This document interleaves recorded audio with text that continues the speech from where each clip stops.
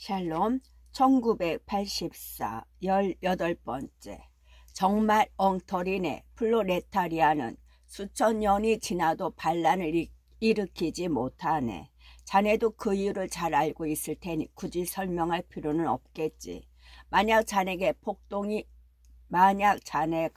폭동이 일어날 것을 기대했다면 이쯤에서 그만 단념하는 게 좋을 걸세. 당을 전복시킬 방법은 없네. 당의 지배는 영원하네. 이것을 생각의 출발점으로 삼게. 그는 침대로 가까이 다가오면서 영원히 말일세 하고 덧붙였다.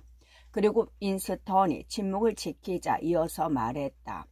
그럼 이제 방법과 이유라는 문제로 돌아가 보도록 하세. 자네는 당이 어떻게 권력을 유지하는지 잘 알고 있을 걸세. 그럼 왜 우리가 권력에 집착하는지 말해보게. 우리의 근본 동기는 뭔가? 우리는 왜 권력을 원하지? 자, 어서 말해보게.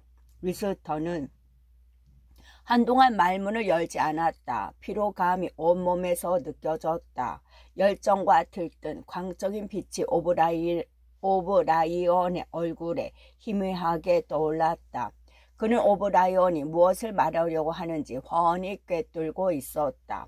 오브라이언은 이렇게 말할 것이다. 당은 자체의 목적을 위해 권력을 추구하는 것이 아니다. 다수의 행복을 위해서 그러는 것이다.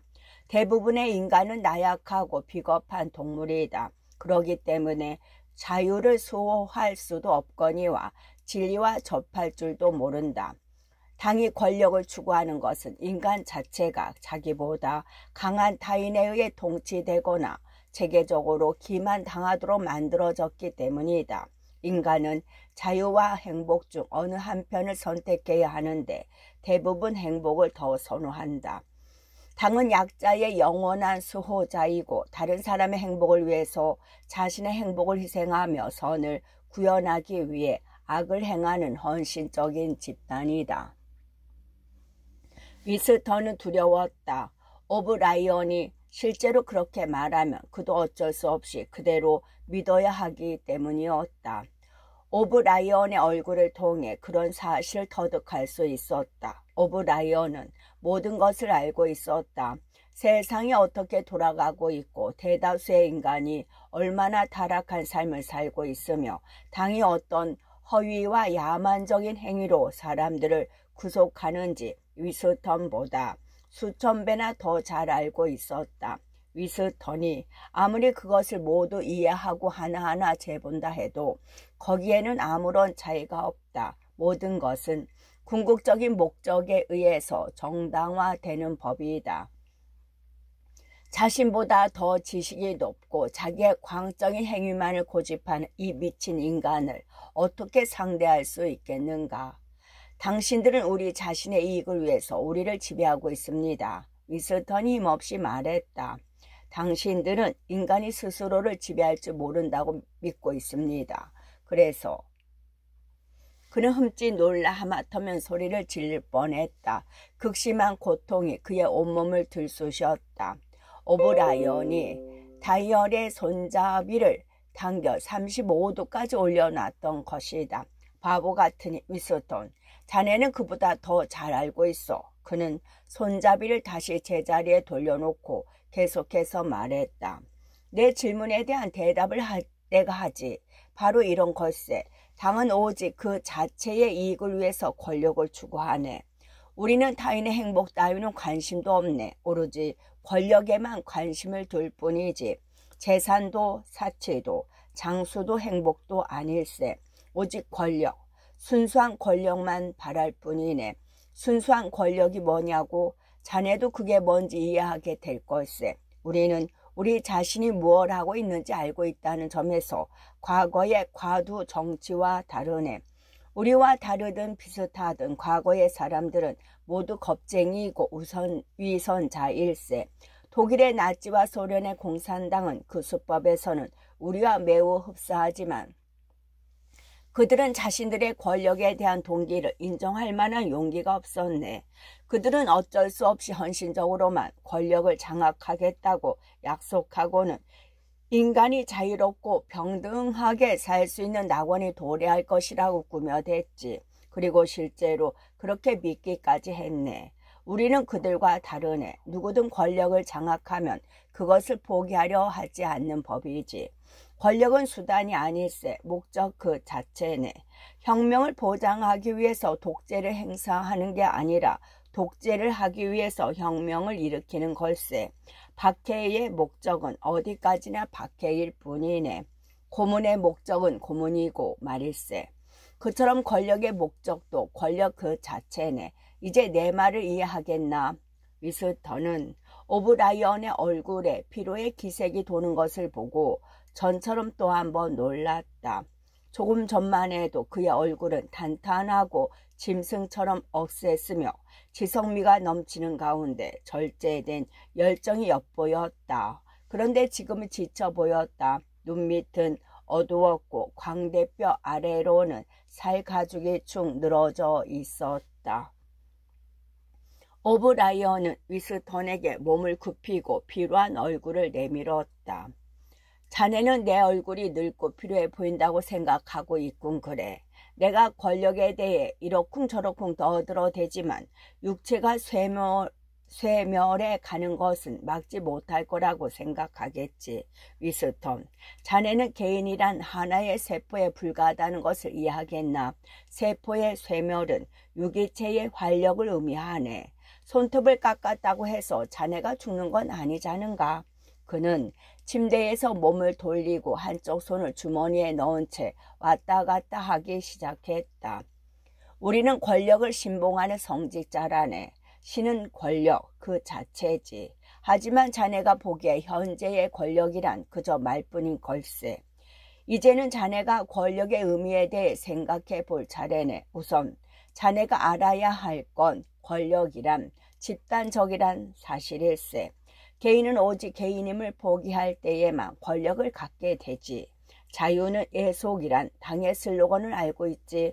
혹시 그것을 뒤집어 생각해 본 적 있나? 예속은 자유라고 말일세. 혼자 있는 인간, 다시 말해 자유로운 인간은 언제나 패배하네. 모든 인간은 언젠가는 죽게 마련이고 죽음은 가장 커다란 패배이기 때문이지. 하지만 인간이 철저하고 완전하게 복종함으로써 자신의 존재를 버리고 스스로 당이 될 만큼 당의 일에 적극적으로 나선다면 그때는 불멸에 전능한 존재가 된다네. 두 번째로 자네가 알아야 할 건 권력이란 곧 인간 위에 군림한다는 점일세. 권력은 인간의 육체도 그렇지만 특히 그 정신을 지배하는 것이어야 하네. 물질에 대한 권력, 자네식으로 말하자면 외적인 실제에 대한 권력은 중요하지 않네. 사물에 대한 우리의 권력은 이미 절대적이니까 말일세. 위스턴은 잠시 다이얼의 존재를 잊었다. 그는 일어나 앉으려고 애썼다. 그러나 몸을 비트는 바람에 고통스럽기만 할 뿐이었다. 대체 어떻게 물질을 지배할 수 있단 말입니까? 날씨나 인력의 법칙도 지배하지 못하는데 말입니다. 더욱이 질병과 고통과 죽음. 위스턴은 도중에 말을 끊었다. 오브라이언이 손짓으로 입을 다물라고 했기 때문이었다. 우리는 정신을 지배하기 때문에 물질도 지배할 수 있네. 실제란 머릿속에 있지. 자네도 차츰 알게 될 걸세. 우리가 못 보는 게 없네. 눈에 보이지 않게 할 수도 공중을 날 수도 있지. 그 외 무엇든 할 수 있다네. 원한다면 비눗방울처럼 이 마루 위를 둥둥 떠다닐 수도 있지. 당이 원하지 않으니까 안 하는 것뿐이네. 자연의 법칙에 대한 19세기적 사고방식을 버려야만 하네. 우리는 자연의 법칙을 창조하지. 그건 불가능합니다. 당신들은 이 지구의 지배자도 되지 못하고 있습니다. 대체 루라시아와 이스트아시아는 뭡니까? 당신들은 아직 그 나라들조차 정복하지 못했지 않습니까? 적당한 때가 오면 정복할 걸세. 그런데 설사 우리가 그 나라들을 정복하지 못한다고 해도 그게 어떻다는 건가? 우리는 마음만 먹으면 그 나라들을 멸망시킬 수 있네. 오세아니아가 곧 세계 일세. 하지만 세계 그 자체는 하나의 먼지 덩어리에 불과합니다. 그리고 인간은 왜소하고 무력합니다. 인간이 존재한 지 얼마나 됐습니까? 수백만 년 동안 지구상에는 인간이 살고 있지 않았습니다. 바보 같은 소리 그만하게. 지구의 나이는 우리와 같네. 우리보다 더 오래되지 않았단 말일세. 어떻게 더 오래될 수 있겠나? 인간의 의식을 통하지 않고는 그 어떤 것이든 존재할 수 없네. 그렇지만 이미 멸종된 동물의 뼈가 화석으로 남아있지 않습니까? 메모드나 마스토돈이나 거대한 파충류의 뼈가 지구 곳곳에 있습니다. 그 뼈의 주인공들은 인류가 출현하기 훨씬 전에 지구상에 살고 있었습니다. 이복의 위스턴. 자네는 그 뼈들을 직접 본 적이 있나? 물론 없겠지. 그것들은 모두 19세기 생물학자들을 꾸며낸 걸세. 인류가 출현하기 전에는 아무것도 없었네. 만약 인류가 멸종된다면 그때 지구상에는 아무것도 존재하지 않게 되네. 내 말은 인간을 떠나서는 그 어떤 것도 존재할 수 없다는 걸세. 하지만 지구 밖에는 우주가 있습니다. 별들을 보십시오. 그 중에는 지구에서 100만 광년이나 떨어져 있는 별도 있습니다. 그것들은 영원히 인간의 한계밖에 존재할 겁니다. 별이란 게 뭔가? 그것들은 강 건너 불이나 마찬가지네. 원하면 우리는 거기에 갈 수 있지. 또한 없애버릴 수도 있고. 지구는 우주의 중심이네. 태양과 별이 지구 주위를 도니까 말일세. 오브라이언이 차갑게 말했다. 위스턴은 다시금 발작적으로 움직였다. 이번에는 아무 말도 하지 않았다.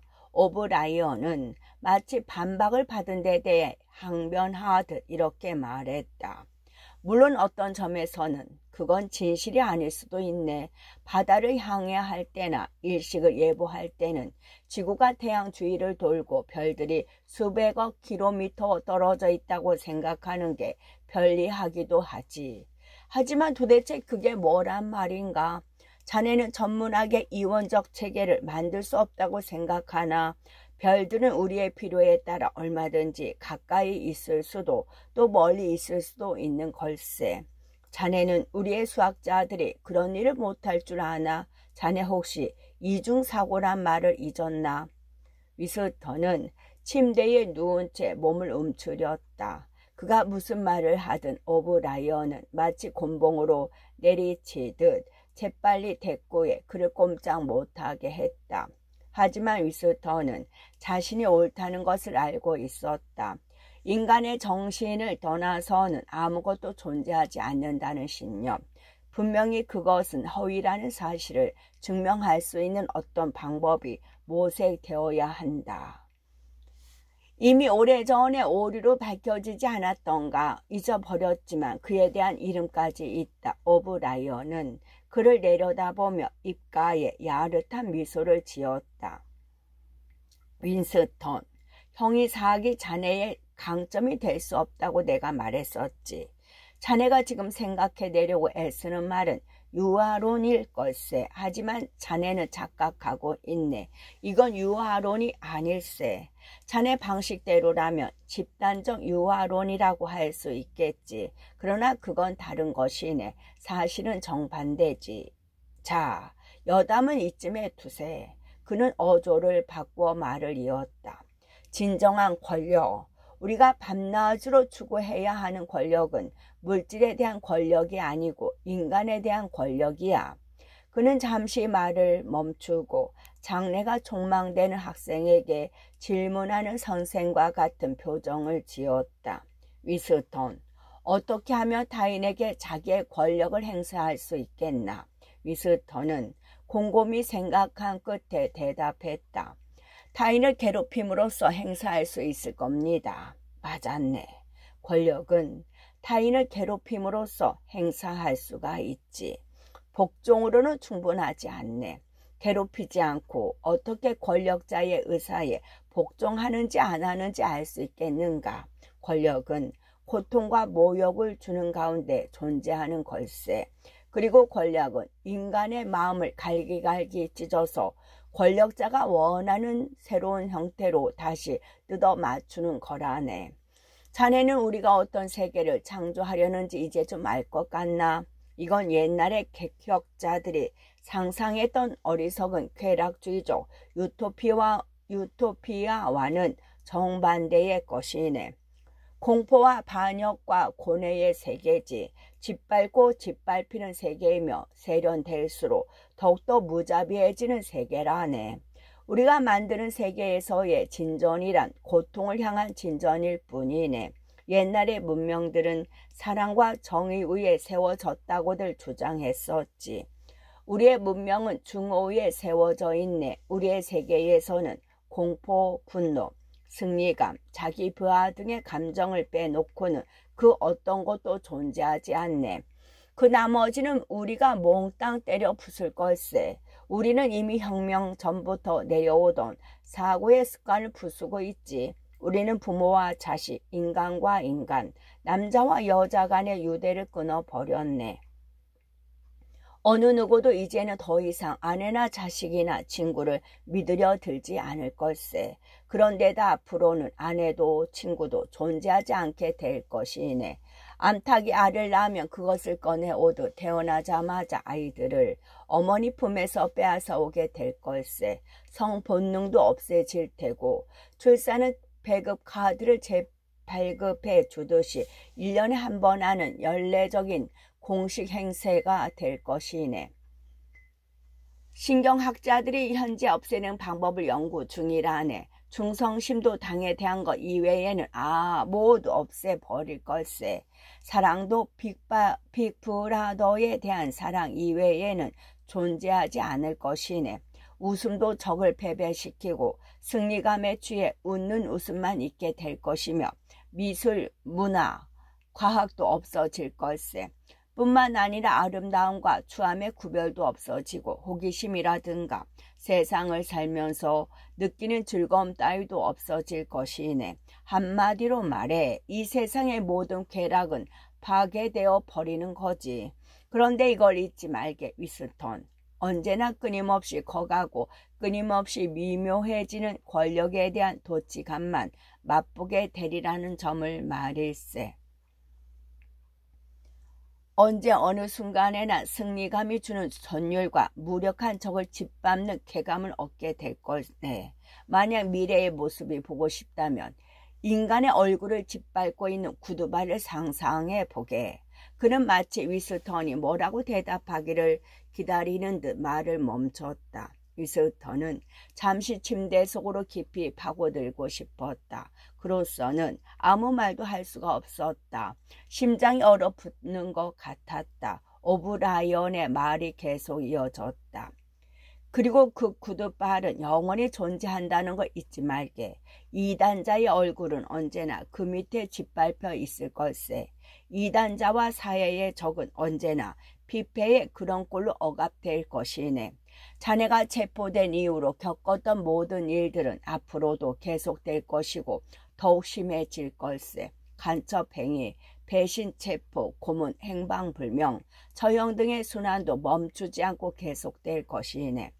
그것은 승리의 세계인 동시에 공포의 세계일세. 당의 권력이 강하면 강할수록 더욱 무자비해지고 반대파가 약하면 약할수록 전체의 주인은 더욱 철저해지게 될 것이네. 물론 골드스타인과 그를 추종하는 이단자들도 영원히 없어질 수는 없지. 그들은 매일 매순간 패배를 맛보고 불신과 비웃음을 사며 모욕을 당하겠지만 그러면서도 언제나 살아남게 될 걸세. 지난 7년 동안 내가 자네를 위해 꾸민 이 연극도 다시 반복되어 여러 세대를 거쳐 더욱더 교묘한 형태로 되풀이 될 것이네. 우리는 이단자를 아주 멋대로 처단할 걸세. 그들은 고통으로 비명을 지르다가 만신창이가 된 채 우리의 다리를 붙들고는 제발 살려달라며 애걸복걸할 것이네. 위스턴, 이것이 바로 우리가 준비하고 있는 세계네. 승리의 승리, 개선의 개선을 거듭하는 세계, 권력의 기반이 더욱 튼튼하게 다져지는 그런 세계. 자네는 그런 세계가 어떤 것인지 이제야 겨우 깨닫기 시작하는 것 같군. 하지만 그저 깨닫는 정도에서 그치지 않을 것이네. 자네도 그걸 상수로 들고 환영하며 받아들여서 그것과 혼연일차가 될 걸세. 위스턴은 말을 할 수 있을 만큼 기력을 되찾았다. 당신들은 그럴 수 없을 겁니다. 그가 힘없이 말했다. 그게 무슨 말인가, 위스턴? 당신이 방금 말한 그런 세계를 당신들은 만들 수 없단 말입니다. 그건 꿈에 불과합니다. 불가능한 일입니다. 왜지? 공포와 증오와 잔인성 위에 문명을 세운다는 건 불가능합니다. 그건 결코 지탱될 수 없습니다. 어째서인가? 생명력이 없기 때문입니다. 그래서 붕괴될 겁니다. 그런 문명은 저절로 파멸하게 됩니다. 천만에 자네는 증오심이 사랑보다 심신을 더 필요하게 만든다는 생각을 하고 있군. 왜 그래야 하나? 설령 자네 말이 옳다 하더라도 대체 무슨 차이가 있나? 우리가 더 빨리 늙는다고 생각해보게. 생명의 속도를 높여 30살에 노쇠한다고 생각해보란 말일세. 그렇다고 뭐가 달라지겠는가? 개인의 죽음은 죽음이 아니란 걸 이해할 수 없나? 당은 불사의 존재일세. 그의 음성은 여느 때처럼 위스턴을 무력하게 만들었다. 위스턴은 반박을 하는 것이 두려웠다. 그렇게 하면 오브라이언이 다시 다이얼을 돌릴 것이기 때문이었다. 그러나 마냥 침묵을 지킬 수는 없었다. 그는 아무런 힘도 논리도 없이 오브라이언의 말에서 느껴지는 막역한 공포감에 쫓겨 다시금 반박을 하기 시작했다. 모르겠습니다. 솔직히 관심도 없고 생각하고 싶지도 않습니다. 어쨌거나 당신들은 실패할 게 틀림없습니다. 뭔가가 당신들을 좌절시킬 겁니다. 삶이 당신들을 패배시킬 겁니다. 위스턴, 우리는 모든 면에서 완벽하게 삶을 지배하고 있네. 자네는 우리가 하는 일에 분노해서 우리에게 반항하는 인간성이라 불리는 어떤 것을 상상하고 있지만 우리는 인간성 자체를 창조해낸단 말일세. 인간이란 무한한 신축성이 있는 존재라네. 자네는 노동자나 노예들이 봉기에 우리를 전복시킬 수 있다는 옛날식 생각을 하고 있을 걸세. 그런 생각은 아예 하지도 말게. 그들은 짐승처럼 무력하네. 인간성은 곧 당일세. 그 외의 것은 아무것도 아니네. 결국 그들은 당신들을 쳐부술 겁니다. 조만간 그들은 당신들이 어떤 사람들인지 알게 될 거고 그러면 당신들을 갈기갈기 찢어버릴 겁니다.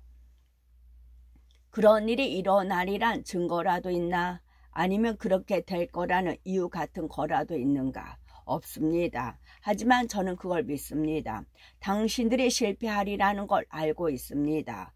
이 세상에는 당신들이 정복할 수 없는 정신이랄까 어떤 원칙 같은 게 있습니다. 자네는 신을 믿나? 안 믿습니다. 그럼 우리를 패배시킬 거라는 그 원칙은 뭔가? 모르겠습니다. 인간의 정신이라고나 할까요? 자네는 자네 자신을 인간이라고 생각하나? 네. 이보게 위스턴.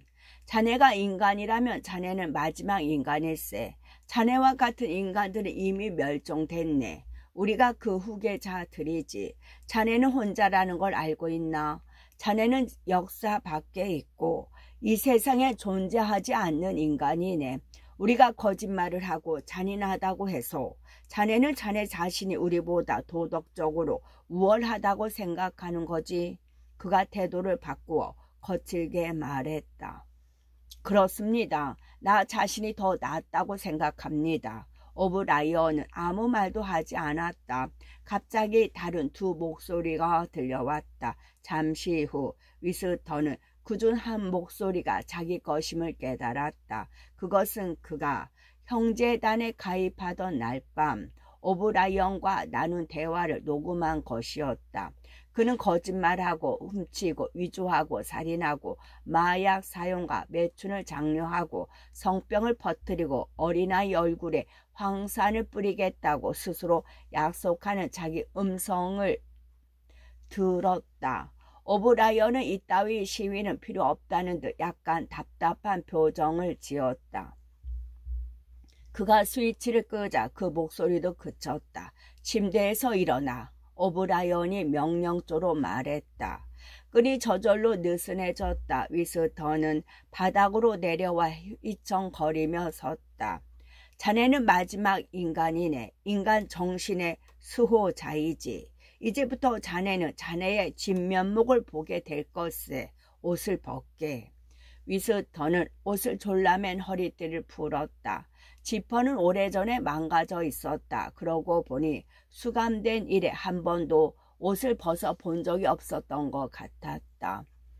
겉옷을 벗은 그의 몸에는 더럽고 누런 천 누더기가 걸쳐져 있었다. 위스턴은 곧 그것들이 내복 조각이라는 것을 알았다. 옷을 마저 벗어 바닥에 내려놓으며 그는 방 끝에 있는 삼면 거울을 바라보았다. 그는 그쪽으로 다가가다 흠칫 멈춰섰다.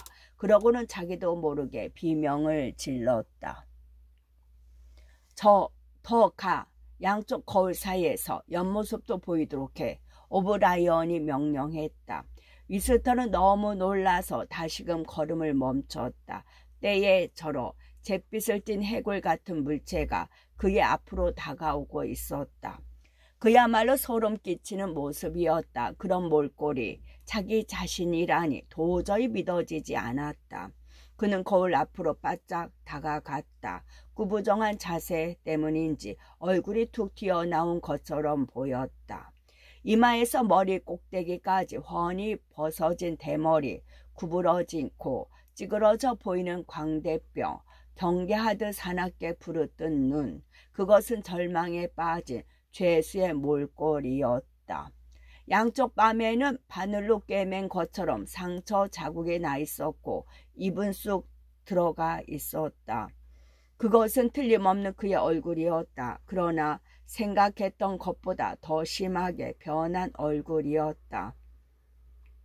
얼굴에서 느껴지는 감정과 그가 지닌 감정은 서로 달랐다. 그의 머리는 군데군데 벗어져 있었다. 처음에는 머리가 휘어진 것으로 생각했으나 그것은 머리카락이 빠졌기 때문이었다. 그의 양손과 얼굴만 빼고는 몸뚱이 전체가 묵은 때로 인해 잿빛으로 보였다. 여기저기 때 속에 빨간 상처 자국이 나 있었고 발목 근처에는 정맥류성 궤양이 골마 터져서 살까지 허옇게 벗겨져 있었다. 무엇보다 끔찍한 것은 몹시 수척해진 그의 몸이었다. 갈비뼈는 해골처럼 앙상했고 다리통은 오므라들어 무릎이 널쩍다리보다 굵었다. 그는 오브라이언이 옆모습을 보이도록 하라고 말했던 의도를 그제야 알았다. 척추가 놀랄 정도로 굽어 있었다.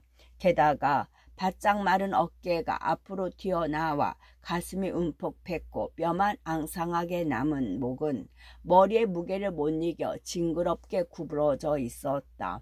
무슨 고질병에 시달리는 60살 노인의 몸뚱이 같았다. 자네는 가끔 내부 당원인 내 얼굴이 늙고 피로해 보인다고 생각했었지. 그런데 자네 자신의 얼굴은 어떻다고 생각하나? 오브라이언이 물었다.